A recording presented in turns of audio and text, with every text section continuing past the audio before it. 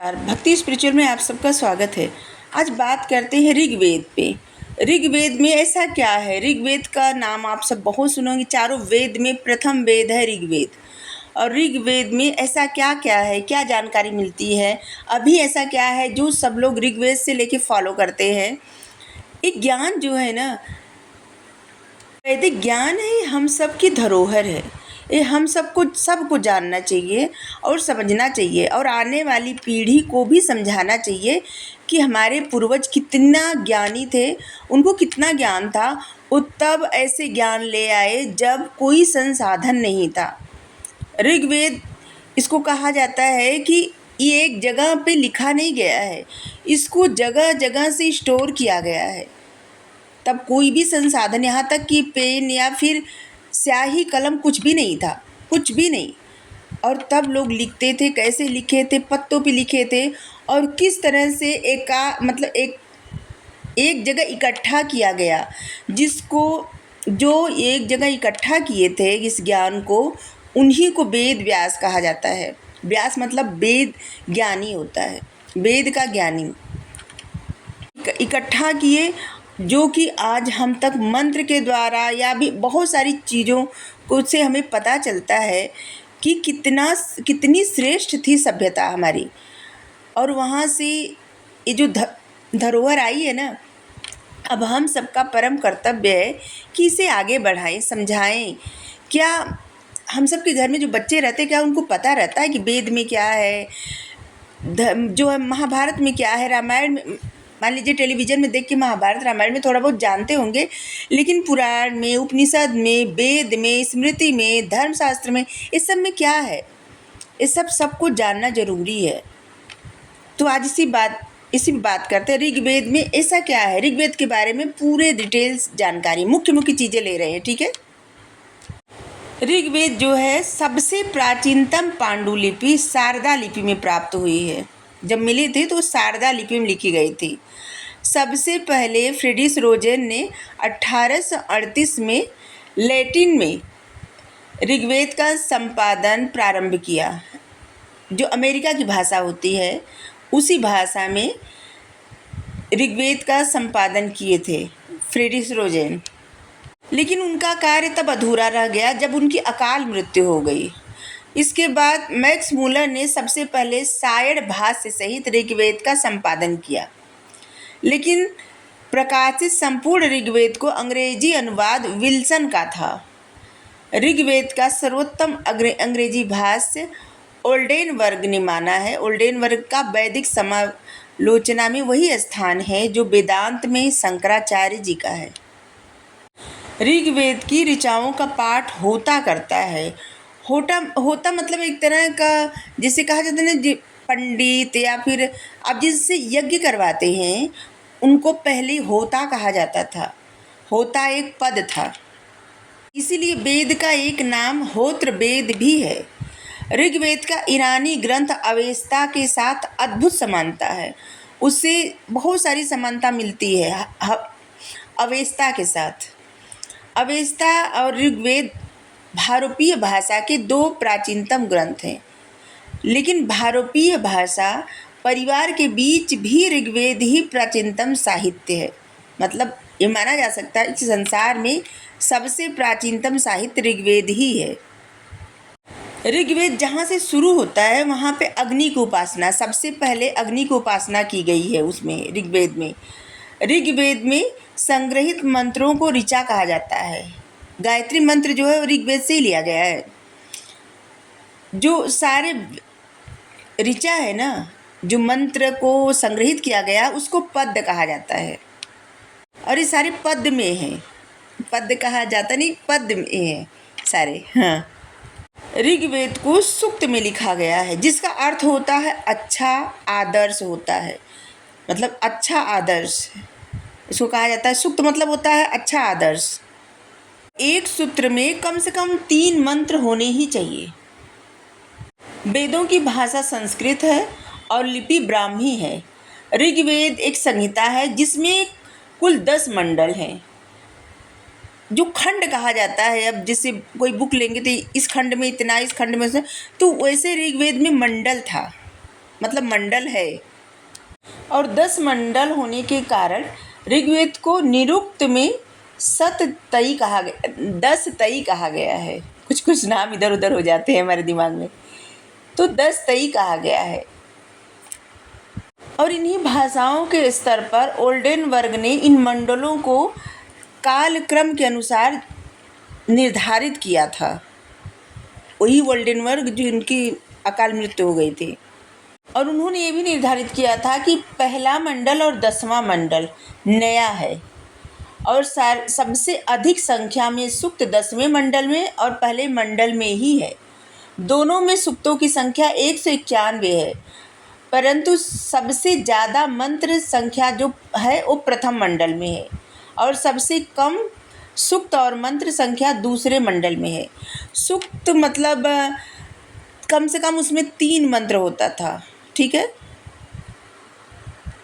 दूसरा, तीसरा, चौथा, 5वां, 6वां और 7वां मंडल था जो था वो कुल मंडल या फिर ऋषि मंडल कहलाया गया, जो कि सबसे प्राचीन है, और उन्हीं ऋषियों की संतान हम सब हैं। ऋग्वेद से ही पता चलती है, जो ये मंडल है इसी मंडल से पता चलता है, और इसीलिए इसका नाम वंश मंडल या फिर ऋषि मंडल या फिर कुल मंडल पड़ा। एक तरह से इसको फैमिली बुक भी कहा जाता है। 8वां मंडल और 9वां मंडल वंश मंडल के बाद का है। वंश मंडल दूसरे से लेके 7वें मंडल तक है, इसके बाद 8वां और 9वां मंडल है। ऋग्वेद की 21 शाखाएं हैं, जिसमें 5 शाखाएं प्रधान हैं। उसका नाम है साकल, वास्कल, अश्वलायन, सांख्यायन और मांडुकेय या फिर मांडुकायन। इसमें से भी केवल 3 पाठ उपयोगी है। जो 3 पाठ उपयोगी है वो है साकल, वास्कल और सांख्यायन। अभी साकल के बारे में बात करते हैं। साकल, उसमें 1017 सूक्त है। ऋग्वेद संहिता इसी शाखा के अंतर्गत है, केवल यही पाठ पढ़ते हैं। ऋग्वेद की 5 प्रधान शाखाएं हैं। साकल शाखा सबसे मुख्य है, और यही ऋग्वेद से जुड़ी एकमात्र जीवित शाखा भी है। इसके बाद है बाल खिल्य, परिशिष्ट। कोई भी ग्रंथ रहे उसका परिशिष्ट जरूर रहता है, और इसका भी परिशिष्ट है। इसमें 11 सूक्त हैं। 8वें मंडल में इसका उल्लेख मिलता है। सबसे पहले खिल सूक्तों का संकलन प्रोफेसर जी ब्यूलर ने ऋग्वेद की एक प्राचीन काश्मीरी पांडुलिपि में किया था, ठीक है। ये संकलन किए थे काश्मीरी पांडुलिपि में। और तीसरा है वास्कल। इसमें कुल 56 सूक्त हैं, लेकिन कुछ भी उपलब्ध नहीं है। ऋग्वेद में कुल जो सूक्तों की संख्या है वो है 1017, और परिशिष्ट को जोड़ दिया जाए तो 1028 सूक्त हो जाते हैं। बहुत सारे एग्जाम में प्रश्न पूछा जाता है, चाहे लोग समझे न समझे इन चीज़ों को, लेकिन एग्ज़ाम के लिए तैयारी कर लेते हैं। लेकिन हम चाहते हैं कि हम सब कुछ समझना चाहिए, क्योंकि ये हम सब की धरोहर है, और इसे आगे बढ़ाना, ले जाना बस कुछ ही लोगों का काम नहीं है, हम सब का प्रथम कर्तव्य है। कितना मतलब ये हजारों वर्ष की तपस्या, हजारों वर्ष की मेहनत है, 1-2 दिन का नहीं है। ऋग्वेद में कुल मंत्रों की संख्या 10,552 या फिर 10,600 है। पूरे ऋग्वेद को 8 समान भागों में बांटा गया, इसलिए इन्हें अष्टक भी कहा जाता है। इससे 8 अष्टक में 8 जोड़ दिया जाए तो 8 अट्ठे 64 अध्याय है। और वर्ग की संख्या 2024 तथा अक्षर 3,97,265 है। ऋग्वेद में कुल 20 छंदों का प्रयोग किया गया है, लेकिन ऋग्वेद में मुख्यतः 3 छंदों का व्यापक रूप से प्रयोग हुआ है। वो है त्रिष्टुप, गायत्री और जगति। इसमें भी जिस छंद का सबसे ज़्यादा प्रयोग किया गया वह है त्रिष्टुप, इसके बाद दूसरे नंबर पर गायत्री और इसके बाद जगति, तथा अनुष्टुप छंद का प्रयोग हुआ है। और ऋग्वेद का सबसे लोकप्रिय छंद है त्रिष्टुप। ऋग्वेद के कुल सूक्तों की रचना गौतम राहुगढ़ ने की है। इसमें विशेषता अग्नि की प्रार्थना, और सबसे पहला ही है अग्नि की प्रार्थना, अग्निदेव के मंत्र है प्रार्थना स्तुति। ऋग्वेद की तिथि के बारे में बताया जाता है, मतलब कि ऋग्वेद कब लिखा गया, कब इसकी रचना हुई। तो कहा जाता है कि कुछ लोग कहते हैं कि सैंधव प्रदेश में हुआ था, सरस्वती नदी के तट पर। और कब हुआ था? अविनाश चंद्र दास एक विद्वान हैं, उन्होंने बताया भूगर्भ के आधार पे कि 25,000 ईसा पूर्व हुआ था। लेकिन मैक्स मुलर बौद्ध साहित्य तथा गौतम बुद्ध के उदय के आधार पर बताए कि 1200 ईस्वी पूर्व से लेकर 1000 ईसा पूर्व तक हुआ था। विंटरनिट्स ने बताया मितानी अभिलेख के आधार पे कि 2500 ईस्वी पूर्व से लेकर 2000 ईस्वी पूर्व तक। एक जैकोबी है, वो ज्योतिष के आधार पर बताए कि 4520 ईसा पूर्व से तीसरी सहस्त्राब्दी तक इसका मतलब डेट हो सकता है कि कब इसकी रचना हुई, कब ये सबके सामने आया। जर्मन इंडोलॉजिस्ट मैक्स मुलर ने वेदों की उत्पत्ति के साहित्यिक युग के लिए 200 से 200 वर्ष तक निर्धारित किया है।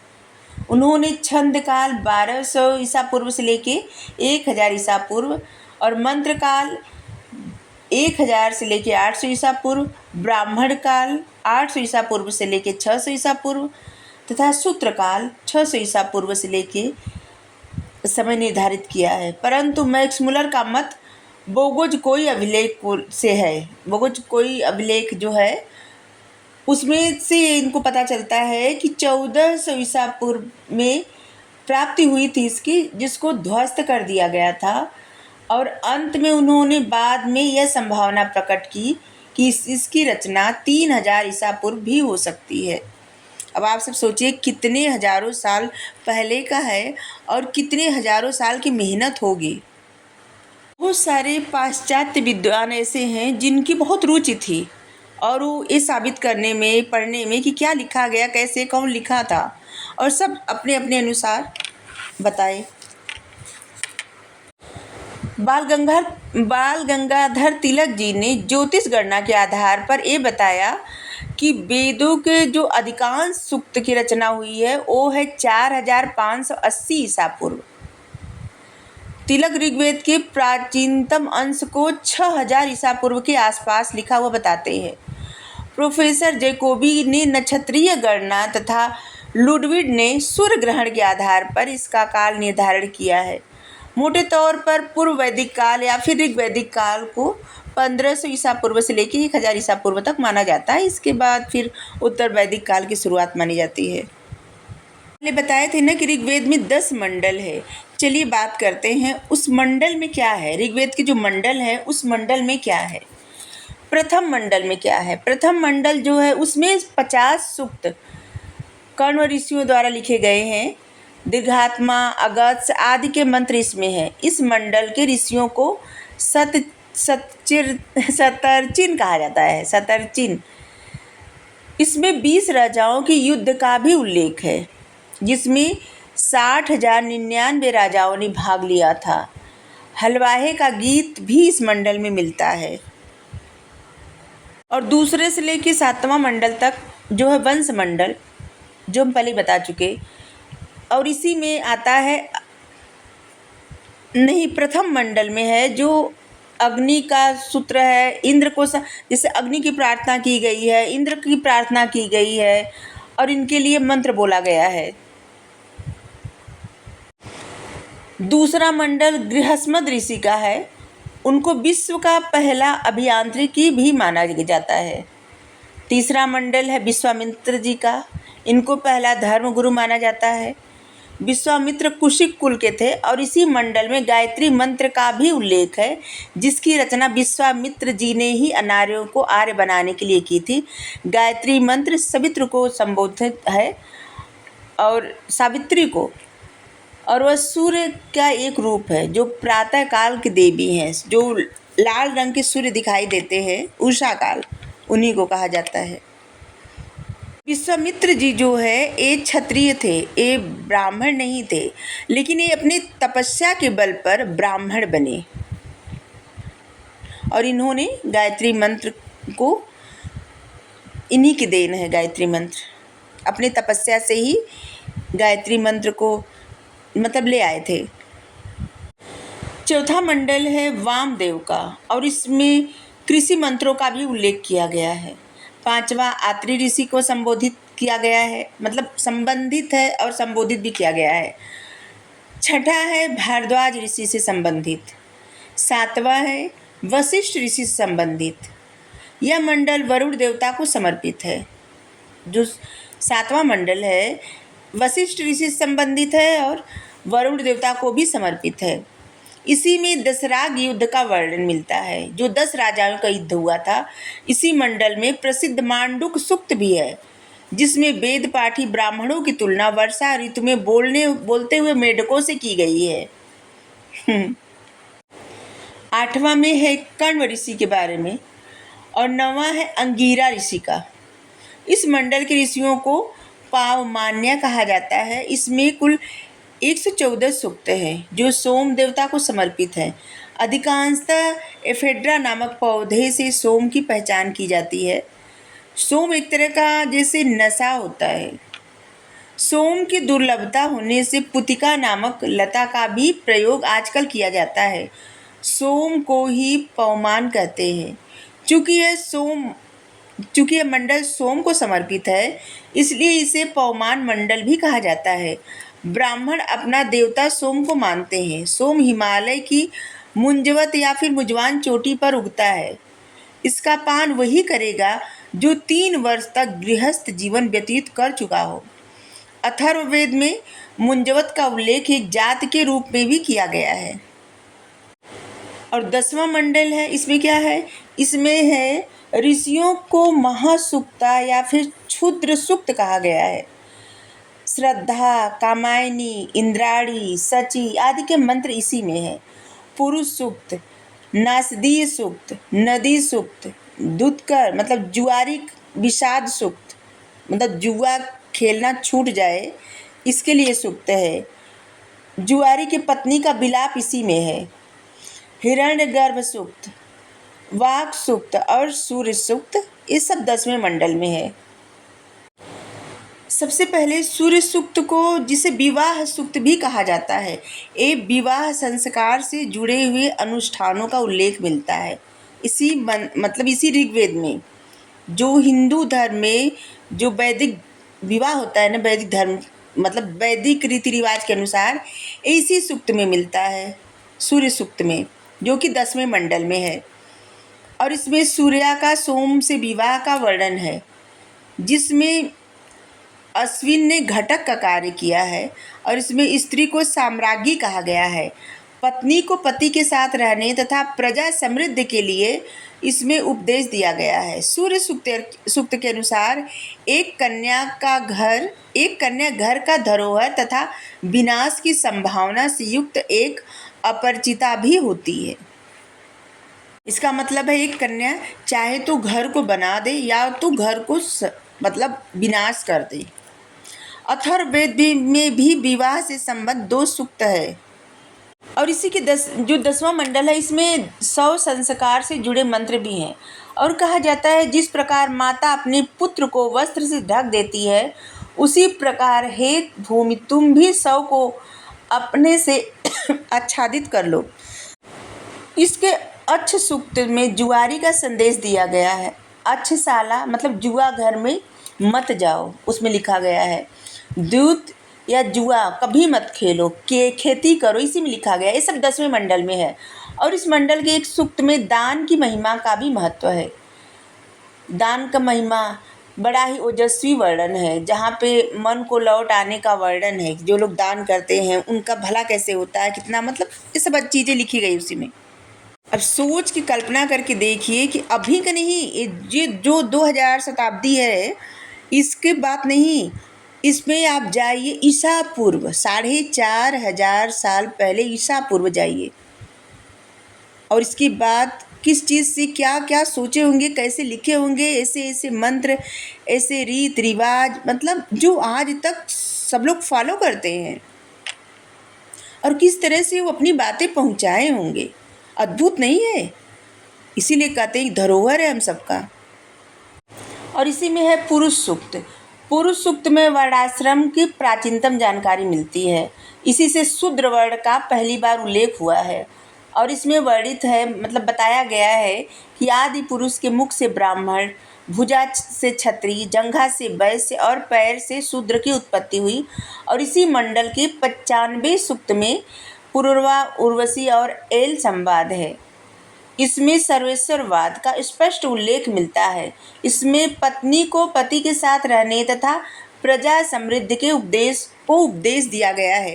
पहले कहाँ था, मतलब पहले कैसे आदि मानव सब लोग कैसे रहे होंगे, फिर आग के बारे में जाने होंगे, फिर भोजन के बारे में जाने होंगे, इसके बाद फिर उनके अंदर संस्कार के भाव जगे होंगे, तब कहीं हजारों वर्ष बाद तब समझे होंगे कि विवाह भी होता है। मतलब कितना उनकी सोच देखिए, तब कैसे कैसे कैसे मतलब सोचे होंगे क्या।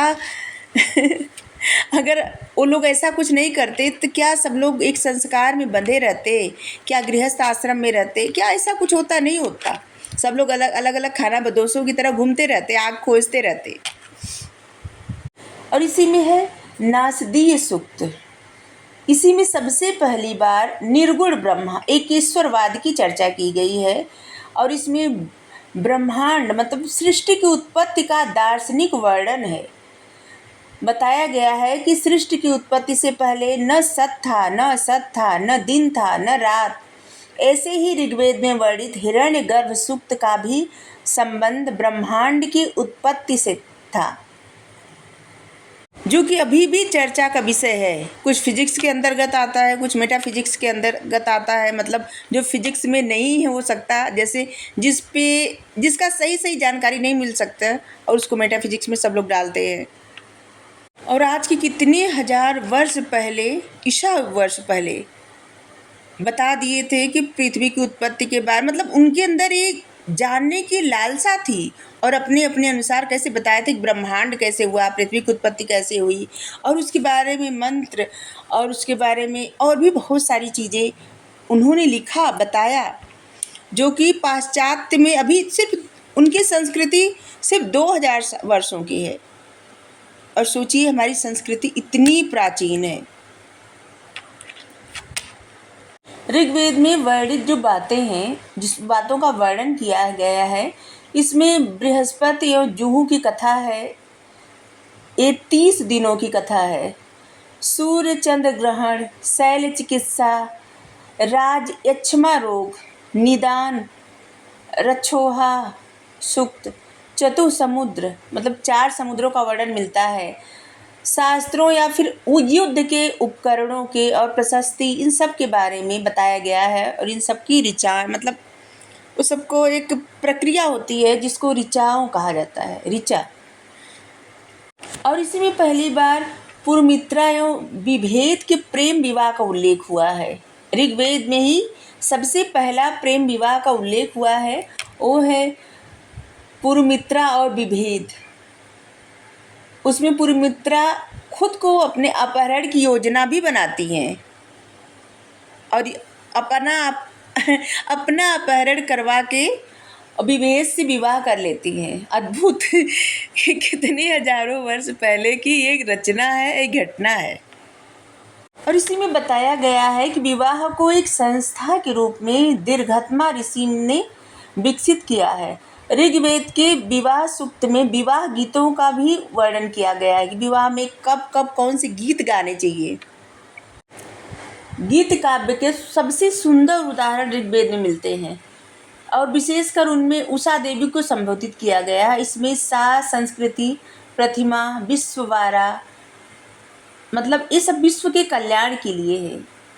और इन वाक्यांशों का उल्लेख भी किया गया है कि सिर्फ अपना कल्याण नहीं, ये सब इसमें जितना लिखा गया है ना, ऐसे लिखा गया है कि विश्व का कल्याण हो, विश्व में ये सब हो, सिर्फ अपना नहीं। ऋग्वेद के कुछ सूक्त जो है वो दान स्तुति सूक्त कहलाते हैं। इसमें वर्णन किया गया है केवलाधो भवति, केवलादि अर्थात अकेला खाने वाला अकेला ही पापी होता है। उसका धन उसके लिए ही विपत्ति है। ऋग्वेद का एक सूक्त है श्रद्धा सूक्त, जिसे श्रद्धा या फिर कामायनी नामक ऋषि महिला ने लिखा था। एक महिला थी, ऋषि थी, और जिनका नाम कामायनी या फिर श्रद्धा था, और उन्होंने ये लिखा था कि केवलाधो भवति केवलादी, मतलब अकेला खाने वाला अकेला ही पापी होता है, इसलिए दान करना चाहिए। ऋग्वेद में एक संवाद सूक्त है जिसमें भारतीय नाटक के आरंभ होने का सूत्र मिलता है, मतलब भारत में नाटक भी होते थे उस समय पता चलता है। इन्हीं संवादों के सूक्त में आगे चलकर महाकाव्य, नाटक, ये सब का उदय हुआ। ऋग्वेद में 10वां मंडल जो है ना, उसमें 3 संवाद महत्वपूर्ण है, मतलब संवाद सूक्त महत्वपूर्ण है। वो है नंबर 1 पुरूरवा और उर्वशी संवाद। इसका विस्तृत वर्णन शतपथ ब्राह्मण में भी मिलता है। कालिदास की विक्रमोर्वशीय नाटक का कथानक का आधार भी यही है। उर्वशी पुरूरवा से कहती है कि तुम मेरे लिए मत रो, स्त्रियों का प्रेम चिरस्थायी नहीं होता, वे कठोर हृदय की होती है। और दूसरा संवाद जो है वो यमी संवाद है।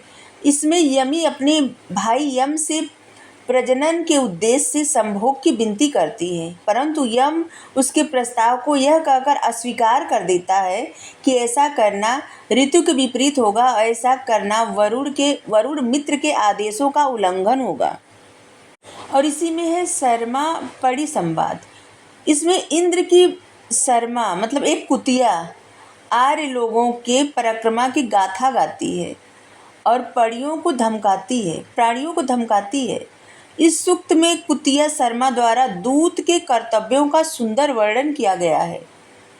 ऋग्वेद के अन्य आख्यान हैं अगस्त्य और लोपामुद्रा संवाद, जो कि प्रथम मंडल में है।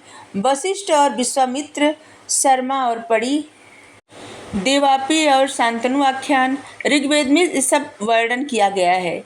च्यवन भार्गव तथा सुकन्या मानवी आख्यान ऋग्वेद में भी है। ये भी ऋग्वेद में है। यही च्यवन ऋषि हैं जिनके नाम पे च्यवनप्राश आज भी बिकता है। इसी च्यवन भार्गव तथा सुकन्या मानवी आख्यान के कथा तांडव ब्राह्मण तथा शतपथ में विस्तार रूप से दी गई है, इन्हीं की कथा है। और अपाला और अत्रेयी आख्यान भी इसी में है। दंडंग इसी में है। आर्थर्ड आख्यान भी इसी में है। और ऋग्वेद के अन्य आख्यान तीसरे मंडल में विश्वामित्र नदी संवाद 7वें मंडल में है। वशिष्ठ सुदास संवाद, विष्णु जी के 3 पैर त्रिविक्रम आख्यान सूक्त का उल्लेख भी ऋग्वेद के प्रथम मंडल में किया गया है। ब्राह्मण ग्रंथ, संस्कृत गद्य का अत्यंत प्राचीन रूप ब्राह्मण ग्रंथों में पाया जाता है। ऋग्वेद के 2 ब्राह्मण हैं, एक है ऐतरेय ब्राह्मण या फिर उसको पंजिका भी कहा जाता है, और दूसरा है कौशितकी ब्राह्मण या फिर संखायन ब्राह्मण। कौशितकी ब्राह्मण में विभिन्न प्रकार के यज्ञ विधान दिए गए हैं। जो यज्ञ होते थे पहले उसी का सब दिया गया है, जो कि कौशितकी ब्राह्मण में दिया गया है। संखायन ब्राह्मण, इसके रचयिता संखायन थे। संखायन ने अपने गुरु कौशिकी के नाम पे कौशिकी ब्राह्मण रखा था नाम, और इसमें वर्णन किया है कि लोग संस्कृत सीखने के लिए उदीच्य प्राप्त होते हैं। ध्यातव्य है कि परिणी भी उदीच्य थे, क्योंकि उनका जन्म स्थान सालापुर तक्षशिला के पास था।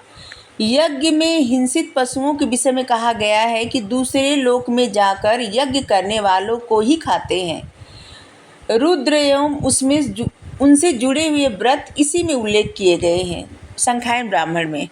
और जो ऐतरेय ब्राह्मण है, इसके संकलनकर्ता थे महिषदास, जो कि शूद्र महिला ऐतरा के पुत्र थे, और इसी कारण इनका नाम महिदास पड़ा और ऐतरेय कहलाए। उनके द्वारा रचित ब्राह्मण ऐतरेय कहलाया। सायणाचार्य ने ऐतरेय ब्राह्मण पर टीका भी लिखा है, और इसी को सायण संग्रह के नाम से जाना जाता है। ऐतरेय ब्राह्मण में 40 अध्याय है तथा प्रत्येक अध्यायों को मिलाकर कुल 8 पंचिका है, और इस प्रत्येक अध्याय में कंडिका मतलब खंडों का कल्पना की गई है।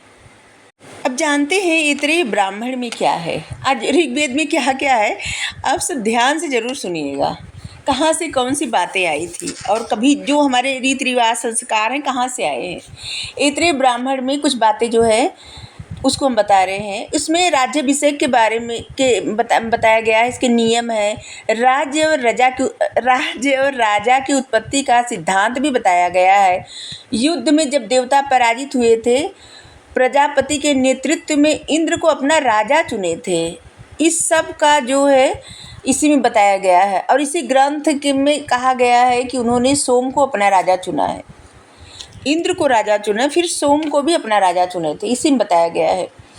इसमें ये भी है कि 5 भौगोलिक विभागों की विभाजित किया गया है। उसका नाम है उदीचित, दक्षिणादिक, प्राचीदिक, प्रतीचिदिक एवं मध्य का इलाका।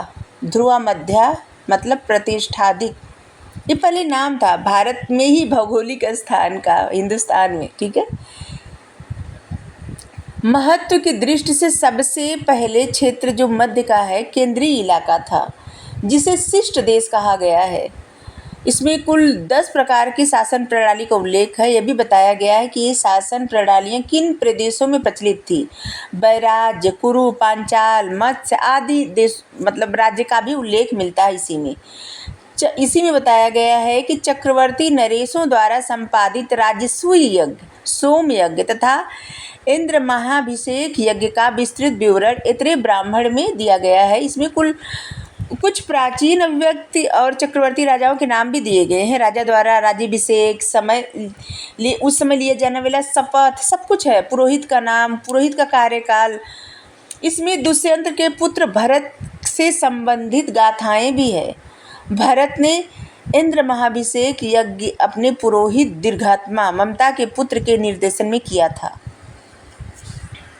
और इसी में ये भी कहा गया है, राजा को कहा गया है विषमत्ता, अर्थात मतलब इसका मतलब है वैश्य का भक्षण करने वाला, तथा धर्म से गोप्ता, धर्म का रक्षक कहा गया है। ऐतरेय ब्राह्मण में वैश्य को अद्य और शूद्र को यथा काम वध्य कहा गया है। लड़की को कहा गया है कृपण, अर्थात दुख देने वाली, इसी में कहा गया है। और इसी में सुनह शेप की कथा या हरिश्चंद्रोपाख्यान